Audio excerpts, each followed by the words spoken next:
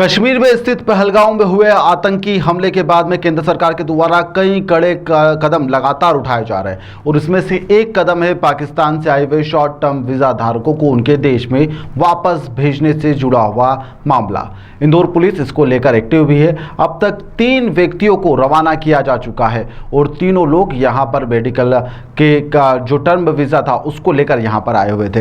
पूरे मामले में जानकारी देते हुए additional police commissioner Amit Singh के द्वारा बताया गया कि यहां पर केंद्र सरकार के द्वारा शॉर्ट टर्म वीजा लेकर आए हुए पाकिस्तानी नागरिकों को पिछले कई दिनों से जब आदेश आया था तभी से चिन्हित करना शुरू कर दिया था। पासपोर्ट विभाग से लेकर तमाम विभाग इसी काम में जुटे हुए हैं। वहीं पर 3 लोगों को चिन्हित करते हुए रवाना कर दिया गया है। वहीं पर दूसरी ओर 29 अप्रैल की आखिरी तारीख तय की गई है। जो मेडिकल वीजा पर भारत में इलाज कराने के लिए आए हैं वह 29 अप्रैल को यहां से रवाना कर दिए जाएंगे। पुलिस का कहना है कि आदेश जो आया है, इंदौर में अब तक 3 लोगों को रवाना कर दिया गया है, बल्कि कई और लोगों को जल्द ही रवाना कर दिया जाएगा। सारे लोग चिन्हित हो गए। शॉर्ट टर्म वीजा के तहत जो यहाँ आए थे उन सबको पाकिस्तान जाने के लिए रुखसत कर दिया गया। ऐसे 3 लोग इस कैटेगरी में आते थे जो शॉर्ट टर्म वीजा के तहत यहाँ आए थे और तीनों की रवानगी सुनिश्चित कर ली गई है।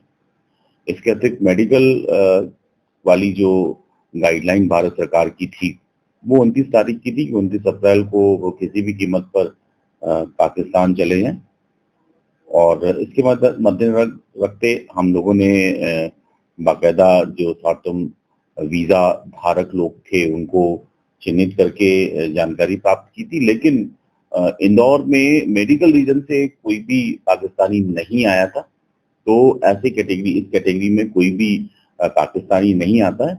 हमारे इंदौर में जितने भी पाकिस्तानी शॉर्ट टर्म वीजा वाले थे उनकी रवानगी सुनिश्चित कर ली गई है, वेरीफाई कर रहे हैं और अगर कोई पासपोर्ट एक्ट की अवहेलना करता है, वायलेशन करता है, अपनी पहचान छिपाता है और वो अपनी जानकारी थानों को नहीं देता है तो निश्चित तौर पे पासपोर्ट एक्ट के तहत उसके विरुद्ध कार्रवाई की जाएगी, जिसमें 3 वर्ष की सजा का प्रावधान है।